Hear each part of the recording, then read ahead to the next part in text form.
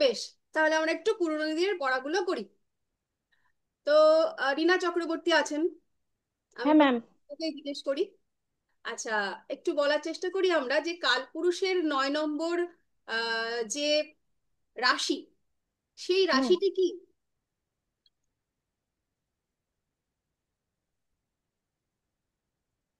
ধনু। বাহ। আচ্ছা, এই ধনু রাশির অধিপতি কে? বৃহস্পতি। বেশ, খুব ভালো হয়েছে। আচ্ছা, আমরা কি বলতে পারবো যে ধনু রাশির চিহ্নটা কেমন? ধনুক। ধনু রাশির চিহ্নটা কেমন, প্রতীক বা চিহ্ন?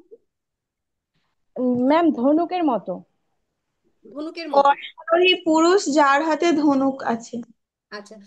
আচ্ছা, খুব ভালো। আচ্ছা, আমরা যখন পড়া বলবো, হুম। যতক্ষণ না আমি বলবো যে অন্য কেউ বলুন, ততক্ষণ তাকে বলতে দেওয়ার চেষ্টা করতে, মানে তাকে চেষ্টা করতে দিতে হবে। আমি সবার কাছেই আসবো, ঠিক আছে? ঠিক আচ্ছা, আছে ম্যাম। এবার খুব ভালো হয়েছে। এবার লাবণী চ্যাটার্জি, আপনি বলুন।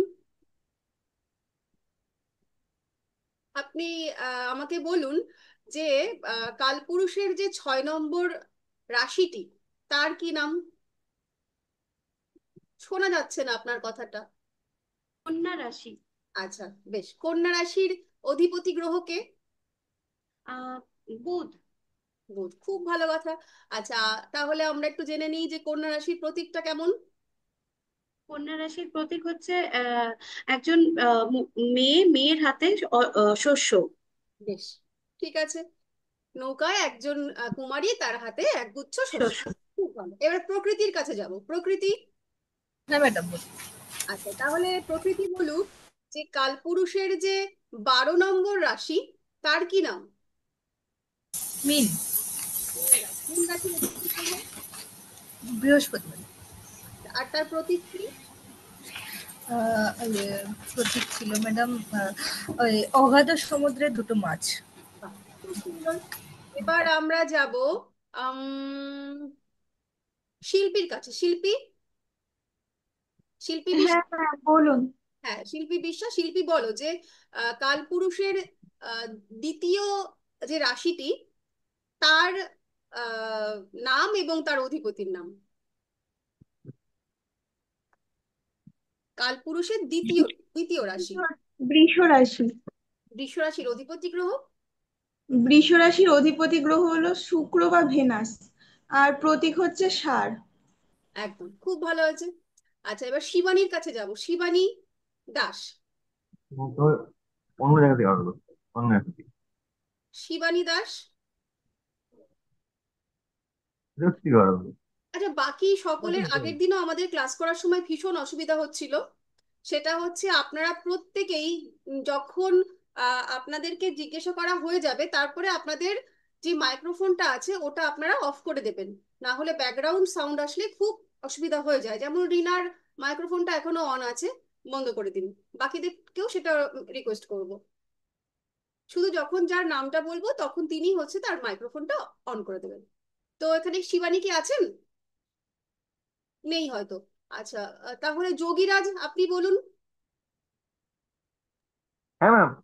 হ্যাঁ, আপনি তাহলে বলুন যে কালপুরুষের তৃতীয় রাশির নাম এবং তার অধিপতি গ্রহকে? ম্যাম মিথুন। আচ্ছা। অধিপতি গ্রহ হচ্ছে আপনার, সরি ম্যাম, হ্যাঁ, বলুন। অধিপতি গ্রহ?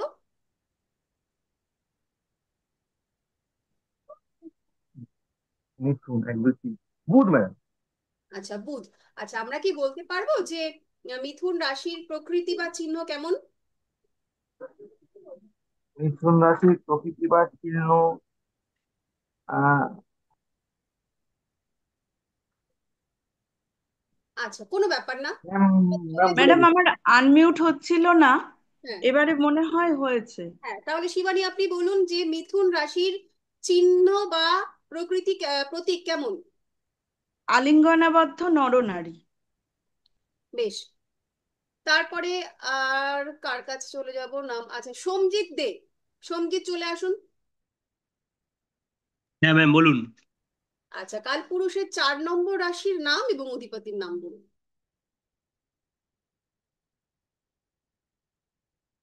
কর্কট রাশি আর অধিপতি গ্রহ হচ্ছে বৃহস্পতি। না সরি, বৃহস্পতি নয়, আমি বলছি কর্কট রাশি হবে, আর অধিপতি গ্রহ হলো কর্কট রাশি তো বুধ। না, এটা হলো না। আমরা চলে যাব পল্লবীর কাছে। পল্লবী, পল্লবী সেন। হ্যাঁ ম্যাম বলুন। আচ্ছা, কর্কট রাশির অধিপতি গ্রহ এবং তার চিহ্নটা। কর্কট রাশির অধিপতি গ্রহ হলো চন্দ্র বা মুন, আর চিহ্ন হলো গিয়ে কাকড়া। বাহ, খুব সুন্দর। এই যে আমরা পড়াটা করছি, প্রত্যেকেই আমরা শুনছি এবং মনে মনে যখন অন্য কেউ বলছে তখন আমরা নিজেরা বলার চেষ্টা করছি। এর থেকে আমাদের প্রত্যেক দিন কি হবে, পুরোনো পড়াগুলো বাড়িতে আমরা ঝালাই আর না ঝালাই, ক্লাসে যখন আমরা পড়া বলবো তখন কিন্তু আমাদের একটা ঝালানো হয়ে যাবে এবং আমাদের যে ভুলে যাওয়ার টেন্ডেন্সি এটা কিন্তু ধীরে ধীরে ধীরে ধীরে কমবে। খুব ভালো হয়েছে পল্লবী। আচ্ছা, এরপরে থ্যাংক ইউ ম্যাম। অপরাজিতার কাছে চলে যাব। অপরাজিতা আছেন? হ্যাঁ, অপরাজিতা, আপনি বলুন কালপুরুষের 7 নম্বর রাশি এবং তার অধিপতির নাম। আচ্ছা, 7 নম্বর রাশি হচ্ছে তুলা রাশি, হুম। এবং তার অধিপতি হচ্ছে শুক্র। অধিপতি হচ্ছে শুক্র। শুক্র। আচ্ছা, তাহলে তার প্রতীক বা চিহ্ন কি জানবো আমরা? এইটা হচ্ছে প্রতীক বা চিহ্ন আমরা বুঝতে পারি তুলা দণ্ড বা দাঁড়িপাল্লা বা ওজন যন্ত্র। বাহ, খুব ঠিক, খুব ভালো হয়েছে। এরপর চলে যাব আমরা তনুশ্রীর কাছে। তনুশ্রী মণ্ডল।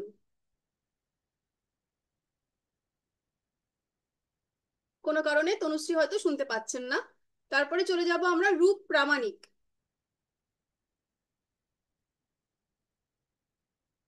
রূপ প্রামাণিক আছেন? নেই। আচ্ছা, নিবেদিতা হালদার।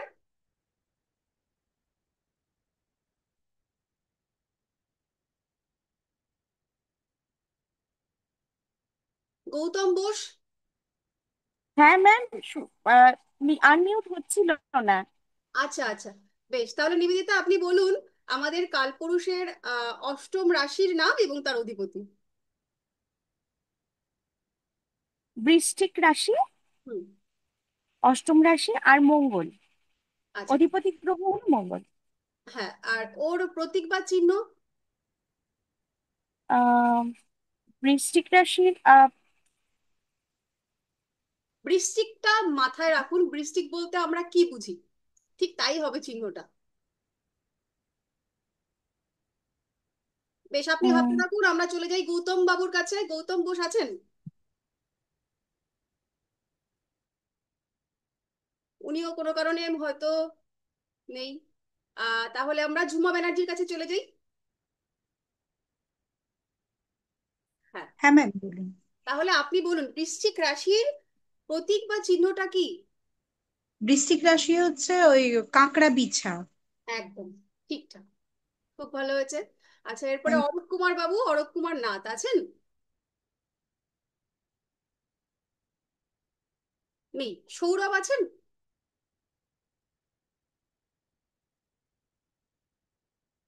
সৌরভ, হ্যাঁ সৌরভ, তাহলে আপনি বলুন, আপনি আনমিউট করে দিন, দিয়ে আপনি বলুন যে কালপুরুষের যে মকর রাশি, সরি দশম রাশি, ওই রাশির মাইক প্রবলেম হচ্ছে।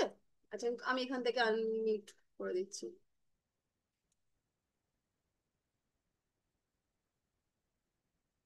এখান থেকে তো আপনারটাও করা যাচ্ছে না।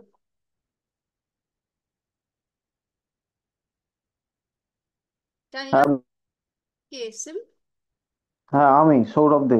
হ্যাঁ হ্যাঁ, তাহলে আপনি কালপুরুষের দশম রাশি আর ওর অধিপতিটা বলুন। দশম রাশি হচ্ছে আপনার মকর হবে। আর মকরের অধিপতি হচ্ছে আপনার শনি। আচ্ছা, তো আর ওর প্রতীক বা চিহ্নটা বলুন। ও প্রতীক হচ্ছে বৃহৎ আকারের একটা মাছ, যার সামনের অংশটা আপনার মেষ, মানে ভেড়ার মতো। ছাগলের মতো বা ছাগের মতো না? হ্যাঁ, আহ, নিচের অংশটা মাছের মতো। মাছের মতো, বৃহৎ আকারের মাছের মতো। বাহ, খুব ভালো চেষ্টা হয়েছে। এরপর আমরা চলে যাব রৌনক বাবুর কাছে। রৌনক ব্যানার্জি আছেন? হ্যাঁ হ্যাঁ। হ্যাঁ, আপনি তাহলে কালপুরুষের 11 নম্বর রাশি নিয়ে বলুন, নাম বলুন, অধিপতি বলুন। কুম্ভ রাশি, অধিপতি শনি। বেশ, আর আমরা প্রতীকটা জানবো। জলবর্তী মানে কলসি, কাঁধে এক পুরুষ। আচ্ছা, বেশ, তাহলে মোটামুটি আমরা আগের দিনের পড়াটার 12টা রাশি এবং 12টা রাশির যে অধিপতি গ্রহ আর প্রতীক বা চিহ্ন, এগুলো আমরা আগের দিন শিখেছিলাম। সেগুলো আমরা একবার চর্চা করে নিলাম, আমাদের সকলেরই মনে পড়ে গেল। এবার আজ আমরা যেটা শিখবো সেটা হচ্ছে এই যে 12খানা রাশি, তার যে 12খানা অধিপতি গ্রহ, সেই গ্রহদের সম্পর্কে আমরা কারকত্বের আগে পর্যন্ত এই গ্রহগুলো সম্পর্কে বিস্তারিত জানবো। তো সেই ক্ষেত্রে আপনারা মোটামুটি খাতা কলম নিয়ে রেডি হয়ে যান। আমি বলতে শুরু করি, তার আগে হচ্ছে আমি একটা পেজ শেয়ার করব, দেখুন যে শেয়ার হলো কিনা। পেজ শেয়ার হয়েছে? হ্যাঁ ম্যাম, হয়েছে। আচ্ছা, হ্যাঁ, ভিজিবল।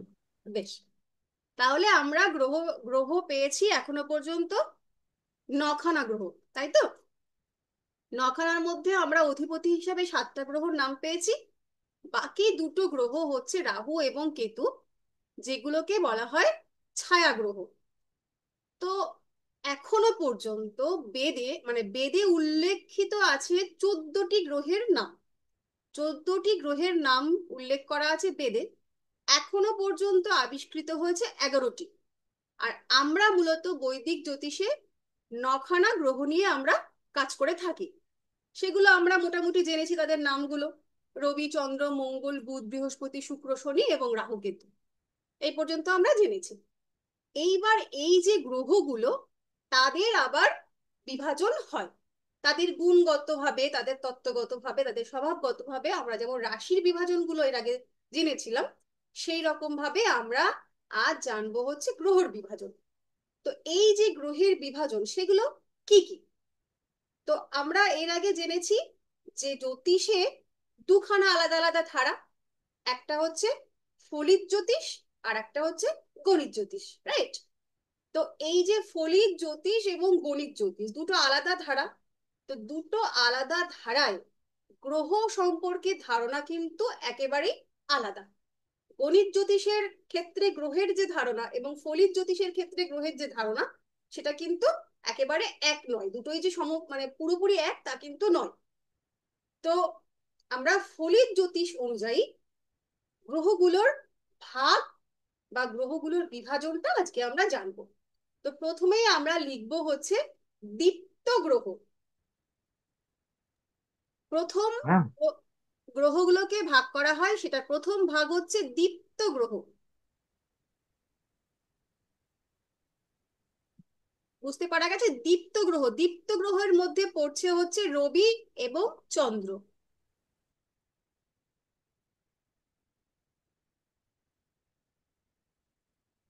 গণিত জ্যোতিষের ভাষায় রবি বা সূর্য, সে হচ্ছে একটি নক্ষত্র।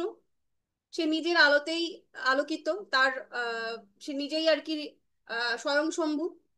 আর চন্দ্র হচ্ছে একটি উপগ্রহ, এটা হচ্ছে গণিত জ্যোতিষের ভাষায়। কিন্তু আমাদের ফলিত জ্যোতিষের ভাষায় এরা দুজনই গ্রহ, কিন্তু এদেরকে আমরা দীপ্ত গ্রহ হিসাবে জানবো। এরপর বিভাগ হচ্ছে তারা গ্রহ। মূলত গণিত জ্যোতিষের ভাষায় যে গ্রহগুলো সূর্যের আলোয় আলোকিত হচ্ছে, যেমন বুধ, মঙ্গল, বৃহস্পতি, শনি, শুক্র, এইগুলো হচ্ছে তম ম্যাডাম কি বললেন, তারা গ্রহ? তারা গ্রহ। হ্যাঁ, তারা গ্রহের মধ্যে পড়ছে কারা? তারা হচ্ছে মঙ্গল, বুধ, বৃহস্পতি, শুক্র, শনি।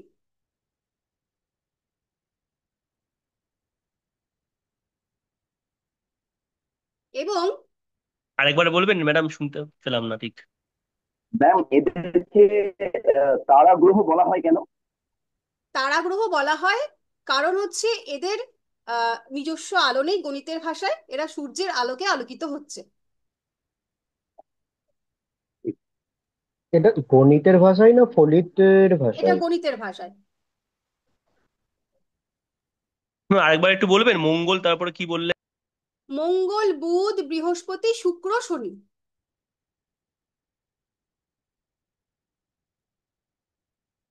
ঠিক আছে। এটা হচ্ছে তারা গ্রহের অন্তর্গত। এরপর আসছে তম গ্রহ। ম্যাম ফলিতে আসবে না গণিতে আসবে এগুলো এটা? সব ফলিত জ্যোতিষে লিখুন, ফলিত জ্যোতিষের ভাগ হিসাবে লিখুন। আরেকবার বলুন কি বললেন আপনি? কোনটা? তারা গ্রহটা গণিত জ্যোতিষের ভাষায়, তাই তো? দীপ্ত না গ্রহ না, ফলিত মানে জ্যোতিষ। দেখুন এই বিভাগটা হচ্ছে মূলত ফলিত জ্যোতিষের ভাষায় তিনটে ভাগে ভাগ করা হয়। আমাদের গণিত জ্যোতিষে একমাত্র সূর্য, সে হচ্ছে নক্ষত্র, বাকি গ্রহগুলো হচ্ছে গ্রহ, আর চন্দ্র হচ্ছে উপগ্রহ। এটা আমরা ভূগোলে সবাই পড়েছি। কিন্তু ফলিত জ্যোতিষের ক্ষেত্রে এদের মধ্যে সবাই গ্রহ, এবং তিনটে ভাগে ভাগ করা হয়েছে: দীপ্ত গ্রহ, তম গ্রহ এবং তারা গ্রহ। সেটা হচ্ছে তাদের যে তত্ত্বগত এবং গুণগত বিভাজন, সেই হিসাবে সেটা আমরা পরে পড়ব। এখন শুধু আমরা নামটার বিভাজনটা লিখবো। যখন আমরা গ্রহের কারকত্বগুলো পড়ব, তখন আমরা এই যে কেন বাবাই বলে আমি জিজ্ঞেস করলাম। সেগুলো আমরা পরে জেনে নেবো, ঠিক আছে?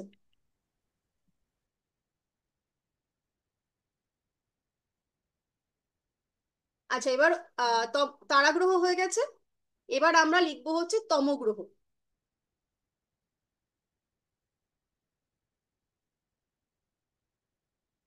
তম গ্রহের মধ্যে পড়বে রাহু এবং, ও সরি, আমি এখনো ইউরেনাস, নেপচুন আর প্লুটো বলিনি। তারা গ্রহের মধ্যে ইউরেনাস, নেপচুন এবং প্লুটো লিখবেন। প্লুটো হচ্ছে রুদ্র। এই বুধ মঙ্গল এগুলো থাকবে প্যারালালি? আমি বলি, তারা গ্রহের মধ্যে আহ মঙ্গল, বুধ, বৃহস্পতি, শুক্র, শনি, রাইট? এরপর লিখবেন ইউরেনাস, নেপচুন এবং প্লুটো। প্লুটোর বাংলা হচ্ছে রুদ্র, ইউরেনাস হচ্ছে প্রজাপতি এবং নেপচুন হচ্ছে বরুণ। ক্লিয়ার? এই পর্যন্ত ক্লিয়ার? ম্যাম হ্যাঁ। ইউরেনাস কি বললেন? হ্যাঁ, ইউরেনাস? ইউরেনাস হচ্ছে প্রজাপতি, নেপচুন কি হবে? ইউরেনাস প্রজাপতি, নেপচুন বরুণ, আর প্লুটো হচ্ছে রুদ্র। 12 প্রকার রুদ্রের নাম শুনেছি আমরা, আমরা ব্রহ্মাকে প্রজাপতি বলি, সেই বিভাজনগুলো আর কি। নেপচুন হচ্ছে কি? নেপচুন হচ্ছে বরুণ, কি লেখা? আর প্লুটো হচ্ছে রুদ্র।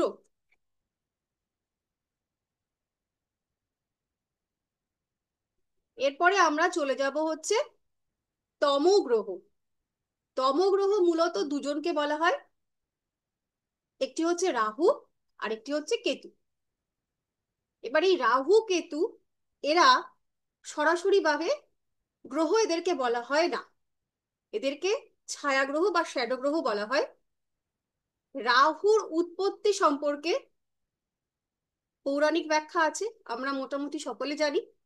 আরো একবার বলছি, সমুদ্র মন্থনের সময় যখন মা লক্ষ্মী বা শ্রীলক্ষ্মী আহ অমৃত কলস হাতে উপরে আসেন, সেই যে অমৃত দেবতারা ছলে সেটা নিজেদের মধ্যে বন্টন করার ব্যবস্থা করেন, অসুরদেরকে না দিয়ে, কারণ এই অমৃত পান করলে সকলেই হচ্ছে অমর হয়ে যাবে।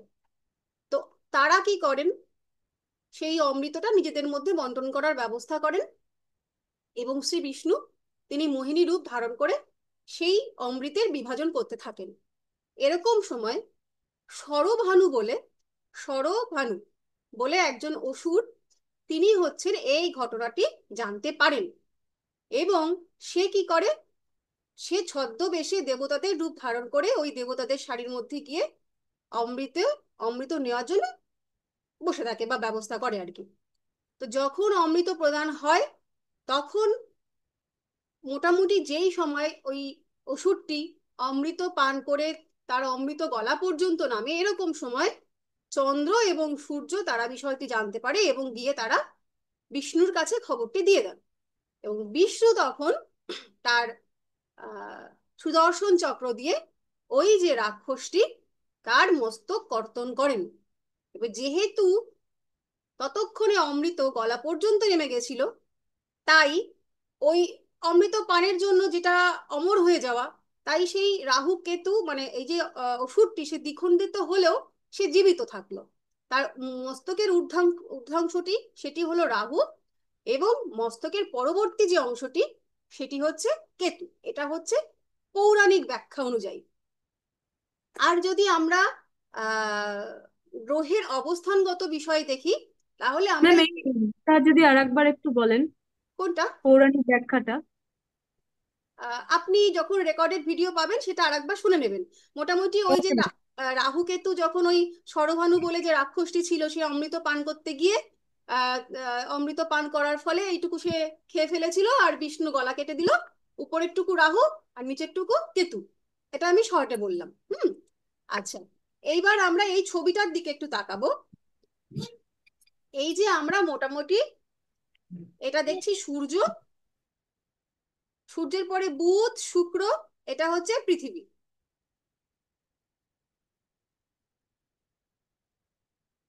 এই হচ্ছে পৃথিবী। এবার সূর্যকে কেন্দ্র করে পৃথিবী একটি নির্দিষ্ট কক্ষপথে ঘুরছে। এই যে এটা পৃথিবীর অরবিট। আর আমরা সকলে জানি যে পৃথিবীকে কেন্দ্র করে আবার এই যে চন্দ্র, সেও হচ্ছে তার নির্দিষ্ট কক্ষপথে ঘুরছে। এবার দেখুন এই এই এই এই এই যে কক্ষপথটা, এটা ছেড়ে দিন, এটা হচ্ছে পৃথিবীর কক্ষপথ। এই পৃথিবীর কক্ষপথটাকে এখানে এবং এখানে এই দুটো জায়গায় দেখুন, চন্দ্রের যে কক্ষপথটা সেটা কিন্তু ছেদ করেছে। এই একটা জায়গা এবং এই একটা জায়গা, এই দুটো জায়গায় কিন্তু চন্দ্রের যে কক্ষপথ সেটা পৃথিবীর কক্ষপথকে ছেদ করেছে। এই যে দুটো ছেদ বিন্দু, এখানে একটা আর এখানে একটা, এই যে দুটো ছেদ বিন্দু, এই দুটো ছেদ বিন্দুকে বলা হয় রাহু এবং কেতু। নর্থ নোডালকে বলা হয় রাহু এবং সাউথ নোডালকে বলা হয় কেতু। এই পর্যন্ত কি আমি বোঝাতে পারলাম? ম্যাম আর একবার বলুন। আর একবার বলি। সূর্যকে কেন্দ্র করে নির্দিষ্ট কক্ষপথে পৃথিবী আবর্তন করে চলেছে, আবার পৃথিবীকে কেন্দ্র করে নির্দিষ্ট কক্ষপথে চন্দ্র আবর্তন করে চলেছে। এই আবর্তনকালে পৃথিবীর কক্ষপথকে চন্দ্রের কক্ষপথ নির্দিষ্ট দুটো জায়গায় ছেদ করে। এরকম একটা ছবিও আপনারা ঝটপট এঁকে নিতে পারেন বোঝার সুবিধার্থে। এই যে দুটো ছেদ বিন্দু, এই দুটো ছেদ বিন্দুই হচ্ছে রাহু এবং কেতু। নর্থ নোডালকে বলা হয় রাহু এবং সাউথ নোডালকে বলা হয় কেতু। ক্লিয়ার? এ পর্যন্ত কি বোঝা গেল নাকি আবার বোঝাবো? না, বোঝা না, গেছে। বোঝা গেছে। বেশ, তাহলে এই হলো আমাদের তম গ্রহ রাহু এবং কেতু। তাহলে তিনটে বিভাগ আমরা গ্রহ সম্পর্কে পেলাম। আমরা যখন রাশি পড়েছিলাম, রাশি ছিল সকল প্রকার জড় পদার্থ এবং জড় শক্তির জ্ঞাপক। সেইখানে গ্রহ হচ্ছে সকল প্রকার চলমান শক্তি এবং আহ জীবিত পদার্থের জ্ঞাপক। এই হচ্ছে ম্যাম আরেকবার বলুন, কি, কোনটা এটা? বলছিলেন। আচ্ছা, রাশি হচ্ছে সমস্ত রকম জড় পদার্থ এবং জড় শক্তির জ্ঞাপক। আচ্ছা, একটা জিনিস আমি বলে রাখছি, যদি আপনাদের লেখার জন্য অসুবিধা হয় তাহলে আপনারা এখন রিপিট করাবেন না, আপনারা যখন ভিডিও শুনতে পাবেন তখন লিখে নেবেন। যদি এরকম কোনো রকম ভাবে বুঝতে অসুবিধা হয় তাহলে আমাকে রিপিট করাবেন, কারণ আমাদের তো সময় খুব অল্প। এই অল্পের মধ্যে আমাদের সেই দিনকার সিলেবাসটা আমাদের শেষ করতে হয়। তো যদি অসুবিধা কোনো রকম বুঝতে হয় তাহলে আমরা রিপিট করবো, কেমন? বেশ, তাহলে আমি আবার বলছি, রাশি যেমন ছিল জড় পদার্থ এবং জড় শক্তির জ্ঞাপক, তেমনি গ্রহ হচ্ছে চলমান শক্তি এবং চলমান পদার্থের জ্ঞাপক। এবার এই যে আমরা গ্রহগুলোকে পেলাম, সেই গ্রহগুলোর মধ্যে আমরা তিনটে ভাগও পেলাম। আরো একটা ভাগ আমরা পাবো, সেটা হচ্ছে এই যে গ্রহগুলো, টোটাল এই যে নখানা গ্রহ, এই নখানা গ্রহের মধ্যে আমরা আলাদা আলাদা দুটো ভাগে ভাগ করব। একটা হচ্ছে, লিখুন, একটা হচ্ছে সৃষ্টি জ্ঞাপক গ্রহ বা কনস্ট্রাকটিভ গ্রহ, এক পক্ষ।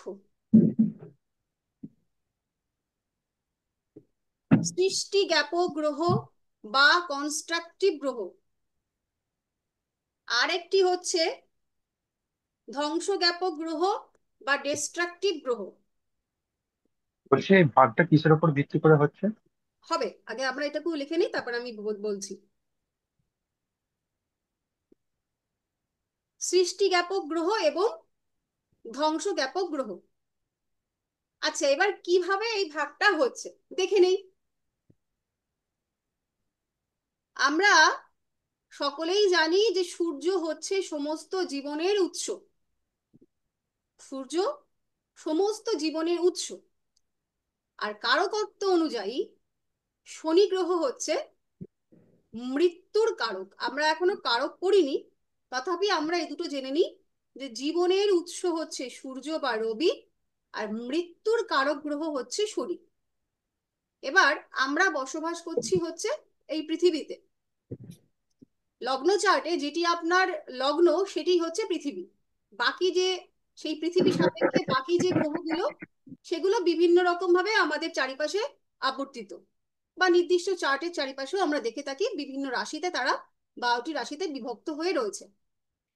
এবার একটা জিনিস বুঝুন, এটা হচ্ছে জন্ম এবং এটা হচ্ছে মৃত্যু। মাঝখানে আমরা এখানে বসবাস করছি, এটা হচ্ছে পৃথিবী।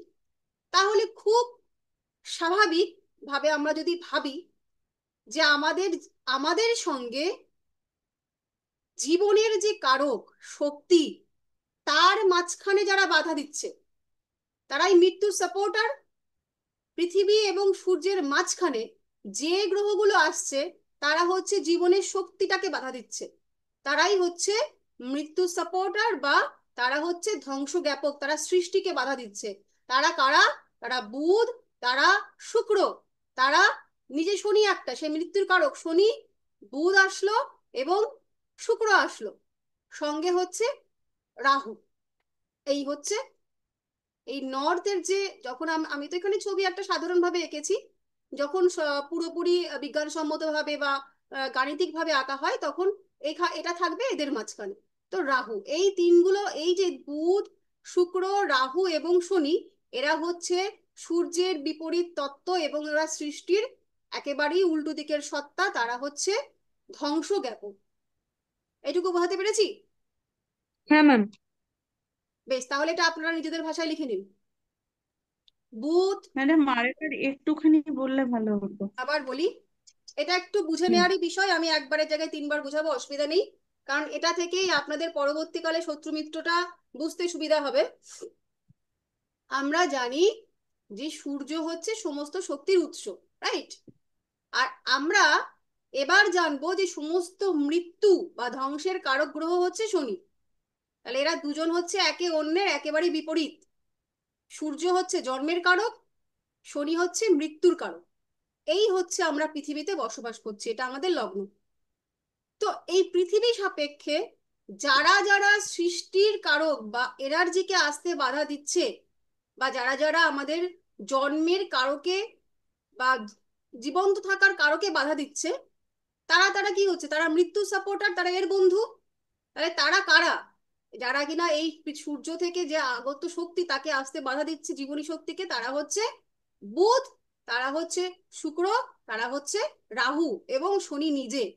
তাহলে বুধ, শুক্র, রাহু এবং শনি, এরা হচ্ছে ধ্বংস জ্ঞাপক গ্রহ।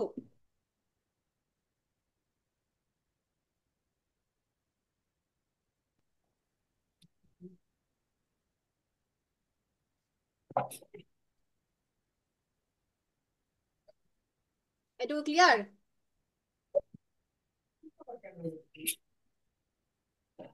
যে সকল গ্রহেরা পৃথিবী সাপেক্ষে সূর্য থেকে আসা জীবনী শক্তিকে প্রত্যাহত করে বা বাধা প্রদান করে, সেই সকল গ্রহকে আমরা ধ্বংসজ্ঞাপক বা ডিস্ট্রাকটিভ প্ল্যানেট বলবো। তারা হলো বুধ, শুক্র, রাহু এবং শনি।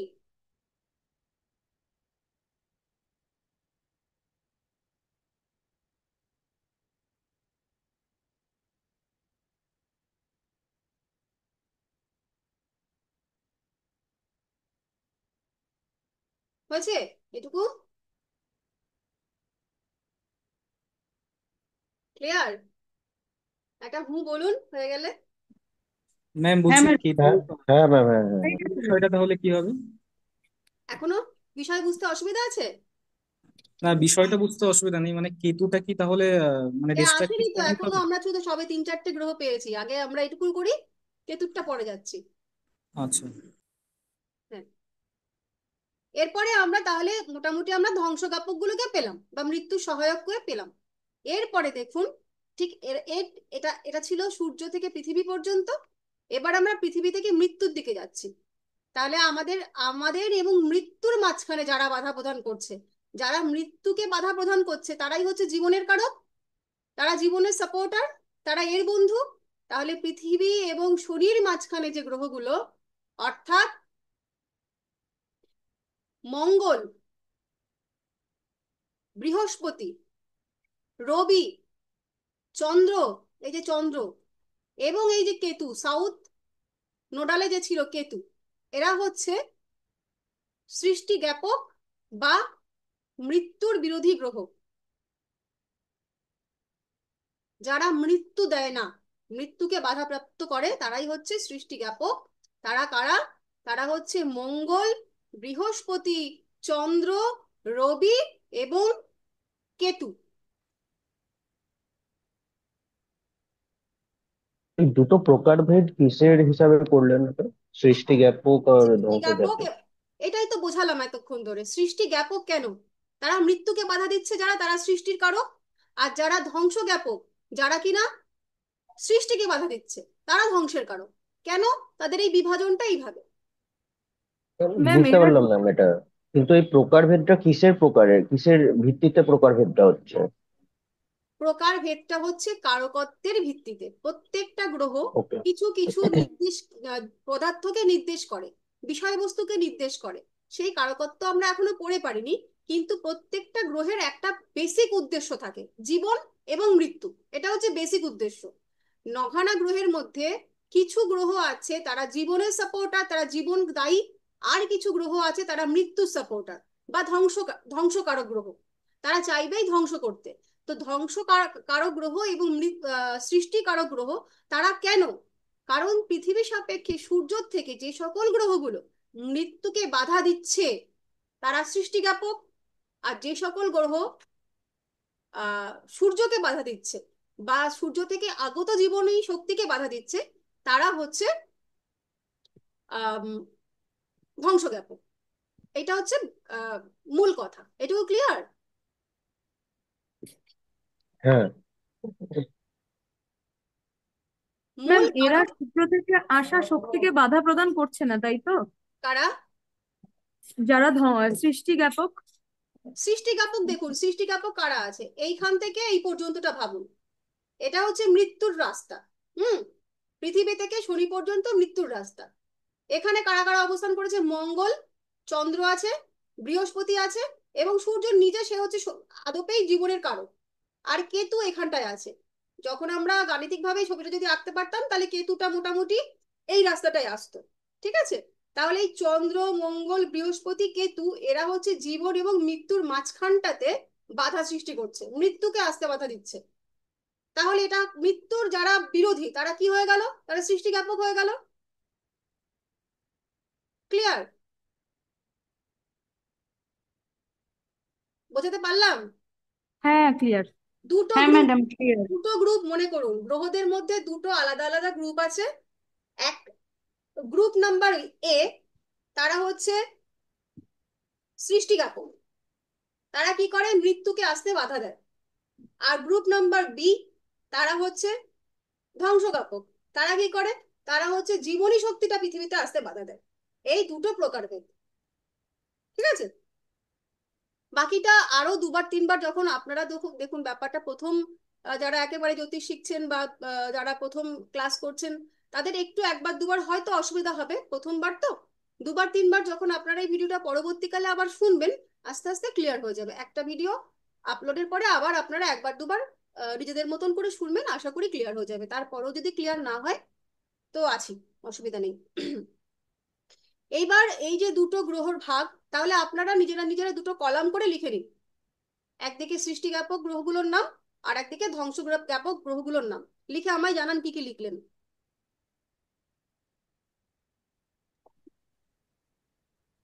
বলবো ম্যাম? হ্যাঁ হ্যাঁ বলুন। সৃষ্টি জ্ঞাপক গ্রহ বা কনস্ট্রাকটিভ গ্রহ যেগুলো হচ্ছে মঙ্গল, বৃহস্পতি, রবি, চন্দ্র, কেতু। হুম। আর ধ্বংস জ্ঞাপক গ্রহ হচ্ছে বুধ, শুক্র, শনি আর রাহু। বেশ, খুব ঠিকঠাক। এইবার এই যে গ্রহগুলো, তাদের আমরা প্রথমেই পড়ার সময় বলেছিলাম যে এই গ্রহের বিভাজনগুলো তাদের গুণগতভাবে তত্ত্বগতভাবে আমরা ভাগ করেছি গ্রহগুলোকে। সেটা আমরা আসছি, একটু পরে আসছি। তো আমরা আগে বিভাজনগুলো জেনে নিই, তারপরে কেন কি বৃত্তান্ত সেগুলো জানবো। তো এর মধ্যে গ্রহগুলোকে ধ্বংসজ্ঞাপক এবং সৃষ্টিজ্ঞাপকের পরেই যে বিভাগে ভাগ করা হয়েছে সেটা হচ্ছে নৈসর্গিক শুভ গ্রহ। যে গ্রহগুলো আদপে একেবারে সব সময় শুভ শুভ থাকে, এরা অশুভ ফল খুব কম প্রদান করে, তারা কারা? নৈসর্গিক শুভ গ্রহ বৃহস্পতি, শুক্র এবং বুধ। বৃহস্পতি, শুক্র এবং বুধ, এরা আদপেই ভালো মানুষ গ্রহ, এরা নৈসর্গিক শুভ গ্রহ।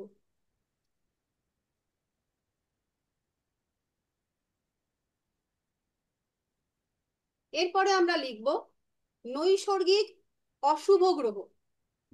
এই গ্রহগুলো স্বভাবতই তাদের স্বভাব হচ্ছে অশুভত্বের, তারা মৃত্যুর সাপোর্টার, তারা শুভ ফল কম প্রদান করেন।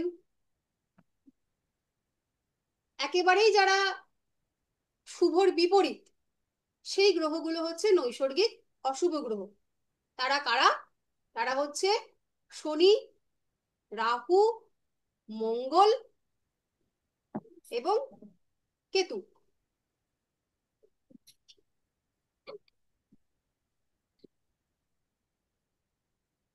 ম্যাম, একটা কথা বলার আছে। হ্যাঁ, ওখানে ধ্বংসজ্ঞাপকে আমরা তো শুক্র আর বুধকে পাচ্ছি, তাহলে এরা কি করে শুভ গ্রহ হচ্ছে?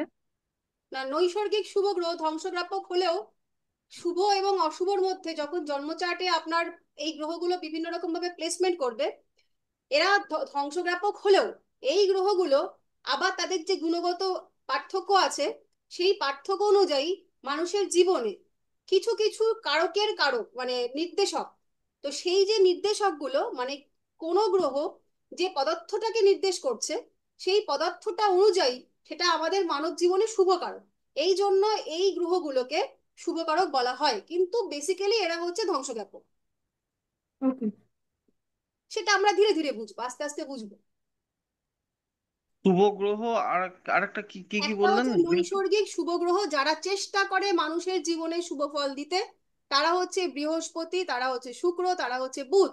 আর নৈসর্গিক অশুভ গ্রহ যারা সবসময় চেষ্টা করে অশুভ ফল দিতে, তারা হচ্ছে শনি, মঙ্গল, রাহু এবং কেতু। রাহু কেতু কেন ফল দেবে? বেসিক্যালি ওর যে স্বভাব, এই যে আমরা গ্রহের বিভাজনগুলো করছি শুভ অশুভ, সেগুলো হচ্ছে বেসিক্যালি গ্রহগুলোর যে স্বভাব, সেই স্বভাবের সাপেক্ষে। এবার রাহু কেতু, সে তো বেসিক্যালি একজন অসুর, রাক্ষস। তার মধ্যে তো ভালো গুণ থাকবে না। সে মৃত্যুকে বাধা দিলেও সে তো বেসিক্যালি রাক্ষস, সে ভালো ফল দেবে কি? সে চেষ্টাই করবে হচ্ছে একটা অশুভ ফল দেওয়ার। তারপরে গিয়েও কখনো কখনো লগ্ন চার্টে ভালো ফল দেয়, খারাপ ফল দেয়, সেগুলো যখন আমরা আরো ডিটেলসে পড়বো তখন জানবো। আপাতত বেসিকে এটুকু লিখে রাখবো। এরপর আমরা লিখবো ক্রূর গ্রহ, রবি। রবিকে বলা হচ্ছে ক্রূর গ্রহ। ক্রূর কথার অর্থ যে হচ্ছে একটু শক্ত, যে একটু কঠোর। রবিকে আমরা সাধারণভাবে মানে সরাসরি অশুভ গ্রহ বলবো না। রবি হচ্ছে ক্রূর গ্রহ। যে গ্রহটার উপস্থিতি, তার যে কারকত্ব, তার যে স্বভাব, সেটা এত তেজের, এত তাপের, যেটা কিনা অন্যান্য গ্রহগুলো সহ্য করতে পারে না। বা সে যেখানে অবস্থান করে সেই অবস্থানটাকে বলতে পারো যে ঝলসে দেয়। সেই তাপটাকে সহ্য করার ক্ষমতা সকলের থাকে না। এই কারণে রবি কিন্তু অনেক সময় শুভর বদলে অশুভ ফল দিয়ে ফেলে। কিন্তু তাকে কিন্তু আমরা কখনোই সরাসরি অশুভ বলবো না। সে হচ্ছে ক্রূর গ্রহ। যেমন আমরা যদি দেখি যে আমাদের জীবনে, সাধারণ জীবনে আমরা সকলেই মানে সব সময় জ্যোতিষটাকে আমাদের ব্যক্তিগত জীবনের সঙ্গে যদি রিলেট করি, তাহলে বুঝতে খুব সুবিধা হয় বা একদম অন্তস্থ হয়ে যায়। যে স্কুলে অনেক সময় আগেরকার, আমাদের যখন আমরা যখন স্কুলে পড়ি সেই সময়কার কথা বলবো, স্কুলে অনেক শিক্ষক আছেন যারা হচ্ছে বেত হাতে ঘুরে বেড়ান।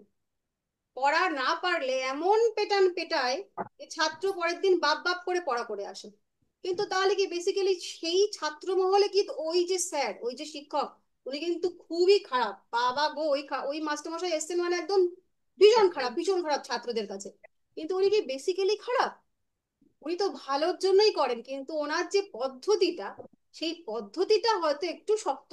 মানে বাড়িতে যেমন যে সকল বাবারা অনেক বেশি একটু রাগী হন, একটু তেজি হন, সন্তানদের একটু কম ক্ষমা দৃষ্টিতে দেখেন, একটু কঠোর ভাবে আর কি বিষয়টাকে ট্রিট করেন। সূর্য হচ্ছে সেই রকম একজন গ্রহ যে একটু কঠোর ভাবে ট্রিট করে। কিন্তু সে অশুভ নয়, সে একটু কঠোর। তাই তাকে আমরা ক্রূর গ্রহ বলবো। এবার চলে আসবো চন্দ্র। চন্দ্র শুভ এবং অশুভ এই ফলটা প্রদান করে হচ্ছে তিথি ভিত্তিক। কিরকম ভাবে সেটা? সেটা হচ্ছে কৃষ্ণ পক্ষের কৃষ্ণ পক্ষের ষষ্ঠী থেকে অমাবস্যা পর্যন্ত। লিখুন, কৃষ্ণ পক্ষের ষষ্ঠী থেকে অমাবস্যা পর্যন্ত হীনবল বা অশুভ।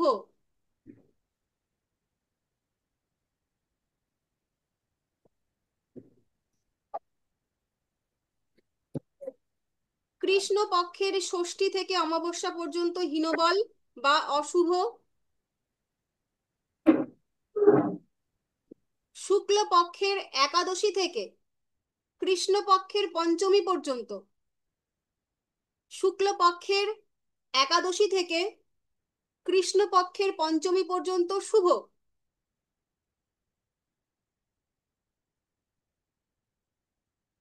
আর শুক্ল প্রতিপাদ থেকে শুক্ল দশমী পর্যন্ত মধ্য বলি।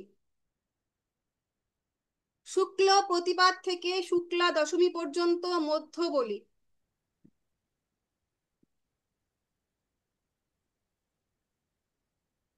আবার বলছি, কৃষ্ণ পক্ষের ষষ্ঠী থেকে অমাবস্যা পর্যন্ত হীনবল বা অশুভ।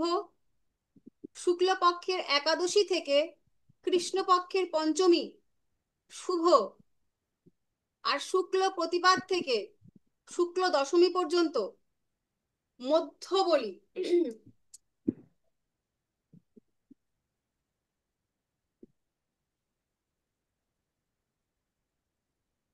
মানে আমরা এটাও বলতে পারি যে চন্দ্র হচ্ছে কৃষ্ণপক্ষের অষ্টমী থেকে শুক্লপক্ষের সপ্তমী পর্যন্ত এই সময় হচ্ছে খারাপ ফল দেয় বা পাপ পাপ ফল যুক্ত অশুভ ফল দেয়। আর শুক্লপক্ষের অষ্টমী থেকে কৃষ্ণপক্ষের সপ্তমী পর্যন্ত এই সময় হচ্ছে ভালো ফল দেয়। এই সময়ের মধ্যে যারা জন্মগ্রহণ করে তারা মানে কোন সময় কোন মানুষটি ভালো ফল পাবে বা খারাপ ফল পাবে সেটা হচ্ছে তার জন্ম তিথির উপর বিবেচিত। ম্যাম, চন্দ্র কৃষ্ণপক্ষের অষ্টমী থেকে শুক্লপক্ষের সপ্তমী পর্যন্ত শুভ ফল দেয়, তাই তো? অশুভ ফল দেয়, পাপ গ্রহ। কৃষ্ণ পক্ষে পাপ ফল দেয়, শুক্ল পক্ষে শুভ ফল দেয়।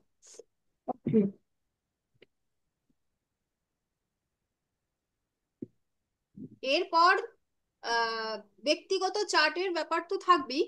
কিন্তু যে ব্যক্তিটি ওই কৃষ্ণপক্ষে জন্মালো আর যে ব্যক্তিটি শুক্লপক্ষে জন্মালো, তাদের এই তিথিগত অনুযায়ী প্রথমেই চন্দ্রের যে ফলদান ব্যাপারটা, সেটা প্রথমে একটা নির্ধারিত হয়। তারপর আবার হচ্ছে তার ব্যক্তিগত চার্ট অনুযায়ী ভালো মন্দ পরবর্তীকালে লগ্ন সাপেক্ষে বিচার্য। এই পর্যন্ত যা বুঝিয়েছি ক্লিয়ার? হ্যাঁ ম্যাম। বেশ, এইবার আমরা প্রত্যেকটা গ্রহের শত্রু মিত্র গ্রহ চারটা করে ফেলবো। আমার এখানে জায়গা নেই, আপনারা একটু একটা বক্স করে নিন।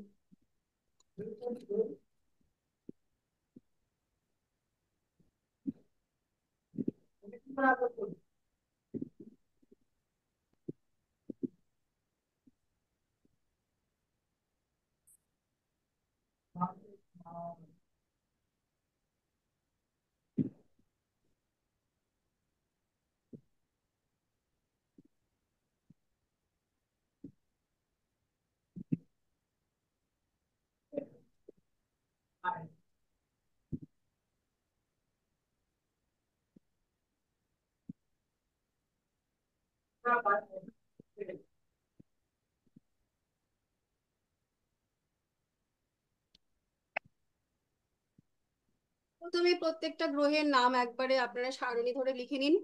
রবি, চন্দ্র, মঙ্গল, বুধ, বৃহস্পতি, শুক্র, শনি, রাহু, কেতু।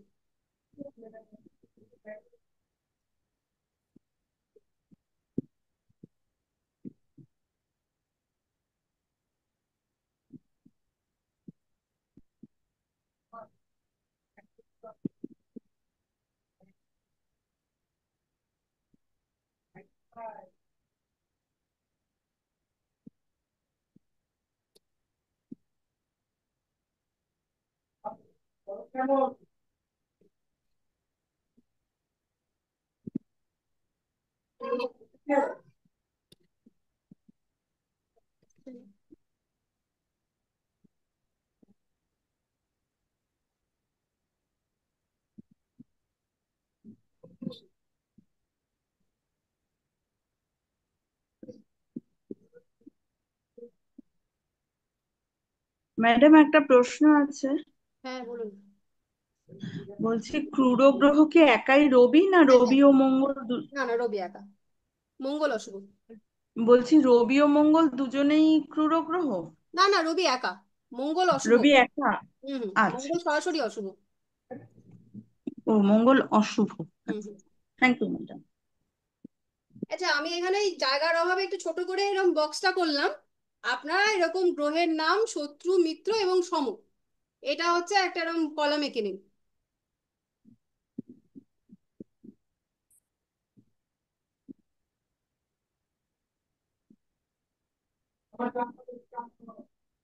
এবার খুব সহজে এই শত্রু মিত্রের লিস্ট আমি আজকে আপনাদেরকে করে দিচ্ছি, এটা মনে রাখার চেষ্টা করবেন।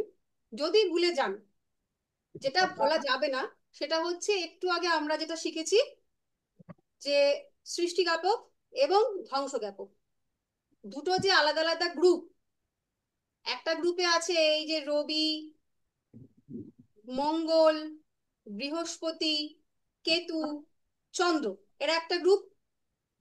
তো এই যে গ্রুপটা একেবারেই সরাসরি ভাবে আমরা যদি কোনো হিসাব না করি, কিচ্ছুই না ভাবি, তাহলে সরাসরি ভাবেই আমাদের একেবারে উল্টো দিকের যে গ্রুপটা, অর্থাৎ বুধ, শুক্র, রাহু এবং শনি, তারা হচ্ছে সরাসরি ভাবে শত্রু।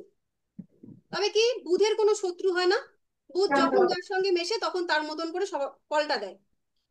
বাকিরা এই যে যে দুটো গ্রুপ বললাম, যে রবি, চন্দ্র, মঙ্গল, বৃহস্পতি, এদের সঙ্গে সরাসরি শত্রুতা হচ্ছে শুক্রের, শনির এবং রাহুর। এটা হচ্ছে একদম সরাসরি শত্রুতার সম্পর্ক। বাকি এখন আমরা ডিটেলস দেখব যে কার সঙ্গে কার আহ, সূত্র অনুযায়ী বা লিস্ট অনুযায়ী শত্রুতা। ঠিক আছে, প্রথমে আমরা রবির যারা বন্ধু তারা কারা কারা আপনারা একটুখানি মাথাটা খাটাবেন, শুধু লিখবেন না, বোঝার চেষ্টা করবেন যে কেন।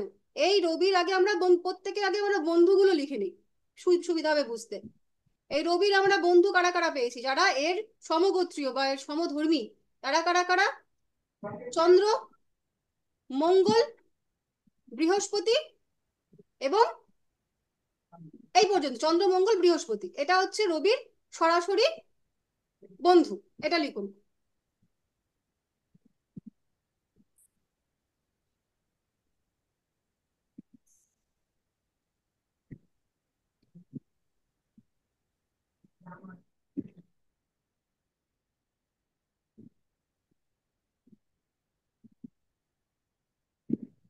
হয়েছে? চন্দ্র মঙ্গল বৃহস্পতি হচ্ছে রবির সরাসরি বন্ধু,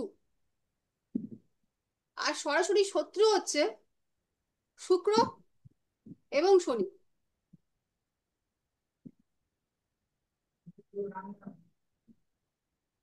বুধ হচ্ছে রবির সমগ্রহ, এ শত্রুও না এ মিত্রও না, সমগ্রহ, যখন যেমন তখন তেমন ফল দেয়।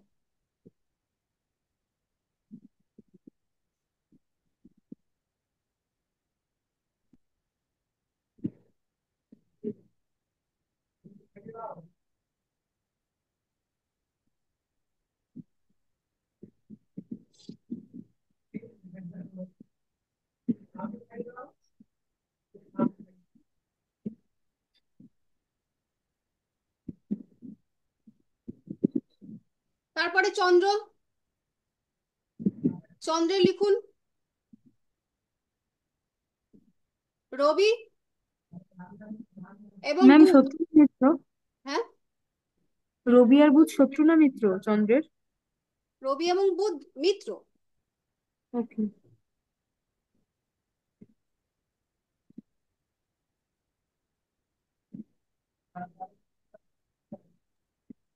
চন্দ্রের মিত্র বুধ? সরি, এটা শত্রু হবে। চন্দ্রের মিত্র রাশি কি কি একবার বলুন বলুন। চন্দ্রের মিত্র রাশি লিখুন মঙ্গল,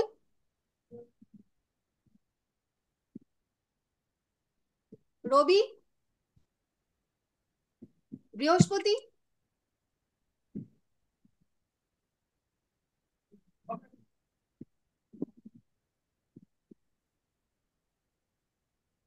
ম্যাম আর একবার বলবেন? হ্যাঁ বলছি। চন্দ্রের মিত্র গ্রহ হচ্ছে রবি, বৃহস্পতি, মঙ্গল।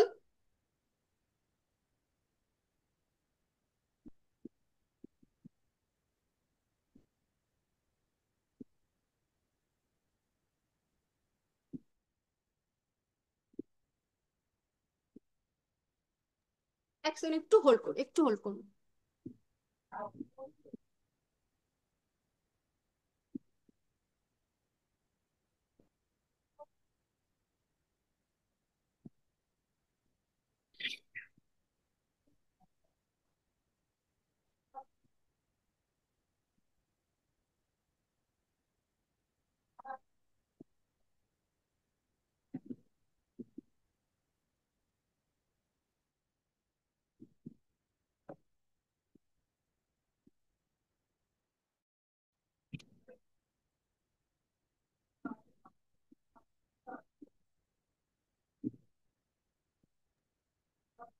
হ্যাঁ, এরপরে কোন পর্যন্ত লিখলাম আমরা? চন্দ্রের মিত্র পর্যন্ত। আচ্ছা, চন্দ্রের মিত্র গ্রহ। এরপরে চন্দ্রের সমগ্রহ লিখুন। সমগ্রহ এ মঙ্গল, বৃহস্পতি, শুক্র এবং শনিকে মনে করে। মঙ্গল বৃহস্পতি শুক্র শনি। শনিকে, হ্যাঁ। এই সরাসরি ভাবে কাউকে শত্রু মনে করে না, যদিও ডিস্ট্রাকটিভ ভাবে যদি ভাবি তাহলে শনি এর প্রধান শত্রু, রাহু এর প্রধান শত্রু, কিন্তু এই সরাসরি ভাবে কাউকে শত্রু মনে করে না।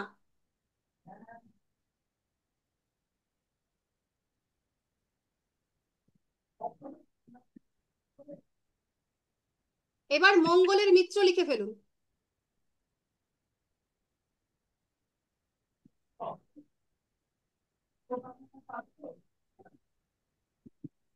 রবি, চন্দ্র এবং বৃহস্পতি হচ্ছে মিত্র মঙ্গলের।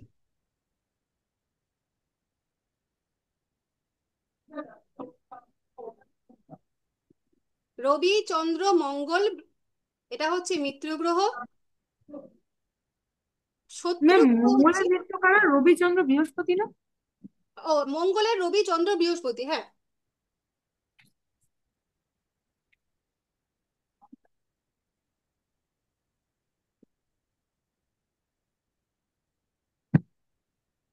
শত্রু গ্রহ মঙ্গলের একা বুধ। এই যে চারটা আমরা করছি, এটা কিন্তু দুটো গ্রহের মধ্যে কার সঙ্গে কার শত্রুতার সম্পর্ক বা কার সঙ্গে কার মিত্রতার সম্পর্ক সেই হিসাবে ভাববো না। আমরা ভাববো এই গ্রহটি কাকে কাকে তার সম মনে করছে, কাকে কাকে তার শত্রু মনে করছে এবং কাকে কাকে তার মিত্র মনে করছে। ডিস্ট্রাকটিভ এবং কনস্ট্রাকটিভ যদি আমরা হিসাব করি, তাহলে যে সরাসরি হিসাবটা যাচ্ছিল, এটা কিন্তু সেই হিসাবে আমরা ভাববো না। ওটা তো শত্রুতা একেবারেই প্রথমেই একদম সাধারণ সূত্র।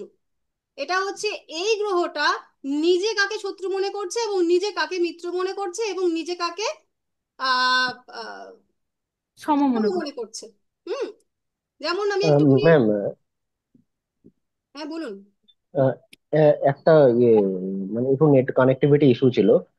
চন্দ্রের শত্রু গ্রহগুলো কি কি বললেন? চন্দ্রের সাথে চন্দ্রের শত্রু সমটা কি বললেন? গ্রহগুলো শুনুন, চন্দ্রের কোনো নিজেকে চন্দ্র কাউকে শত্রু গ্রহ মনে করে না।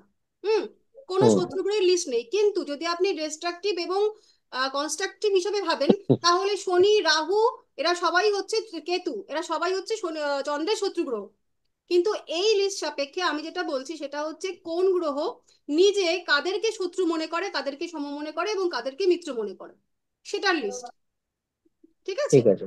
আচ্ছা, আরেকটা চন্দ্রের আমি, ক্ষেত্রে সমরাশি কিছু আছে, সমগ্রহ? হ্যাঁ সমগ্রহগুলো আমি বলে দিয়েছি, আবার বলে দিচ্ছি। সমগ্রহের মধ্যে মঙ্গল, বৃহস্পতি, শুক্র এবং শনি, সে চন্দ্র তাদেরকে সম মনে করে। মঙ্গল তো মিত্র রাশিও বলেছিলেন না? হ্যাঁ, ও মিত্র রাশি এবং সমও মনে করে। রবি এবং দেখুন, বুধের সঙ্গে চন্দ্রের যে সম্পর্কটা আমরা পুরাণগতভাবে জানি, যে চন্দ্র হচ্ছে বুধের ঔরসজাত সন্তান। সরি, বুধ বুধ হচ্ছে চন্দ্রের ঔরসজাত সন্তান। চন্দ্র তারার সঙ্গে সম্পর্ক করেছিল, যে কিনা গুরু পত্নী। তো সেই জন্য বুধের সঙ্গে চন্দ্রের ওই রকম ভাবে সম্পর্ক কিন্তু শত্রুতার। সে কিন্তু, বুধ কিন্তু চন্দ্রকে শত্রু মনে করে, কিন্তু চন্দ্র সে নিজে কিন্তু সরাসরি ভাবে ওকে শত্রু মনে করে না। সে কিন্তু এখানে আমি যেন প্রথমে যেটা আপনাকে বলছিলাম, যে রবি এবং বুধ সে কিন্তু চন্দ্রের সাপেক্ষে আবার মিত্রতার সম্পর্ক। আবার শত্রু যদি কখন হয়, শত্রু যখন আমরা দেখবো ডিস্ট্রাকটিভ এবং কনস্ট্রাকটিভ, তখন কিন্তু চন্দ্র এবং বুধের মধ্যে শত্রুতার সম্পর্ক। ক্লিয়ার? ম্যাম, সমরাশিগুলো একবার সমগুলো আচ্ছা আমি একবার বলছি, বলুন। আপনার আগে প্রথমে লিখে নিন। হ্যাঁ, আগে আমি বলছি, মিলিয়ে নিন। মঙ্গল পর্যন্ত হয়েছে তো? সমটা হয়নি ম্যাম। মঙ্গলের সম হচ্ছে শুক্র এবং শনি।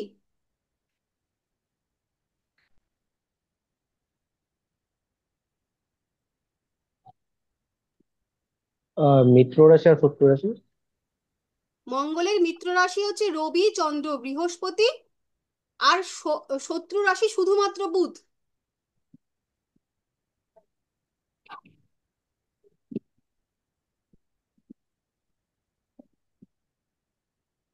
এইটা মনে রাখার জন্য, মঙ্গলের শত্রু রাশি শুধুমাত্র বুধ। শনি ওরা নয়। মানে মঙ্গল কেন মনে করছে না? মঙ্গল খুব পাওয়ারফুল, নিজেকে সে খুব শক্তিধর মনে করে, সে এনার্জির কারক, সে সেনাপতি।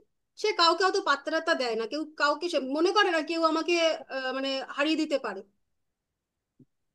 মঙ্গল নিজে হচ্ছে একজন, মানে কি বলবো, যোদ্ধা পুরুষ, মানে একদম ইয়ং।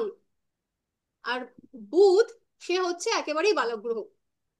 আপনারা দেখবেন ছোটবেলায় আমরা যখন ছোট ছিলাম, তো ছোটদের না একটা টেন্ডেন্সি থাকে যে বড়রা কি গল্প করছে সেখানে একটু ঢুকে যাওয়ার। আমরা চেষ্টা করি ওরা কি গল্প করছে একটু যাই, ছোট যখন আমরা ছিলাম, গিয়ে আমরা সেখানে একটু নাক গলানোর চেষ্টা করি, একটু শোনার চেষ্টা করি।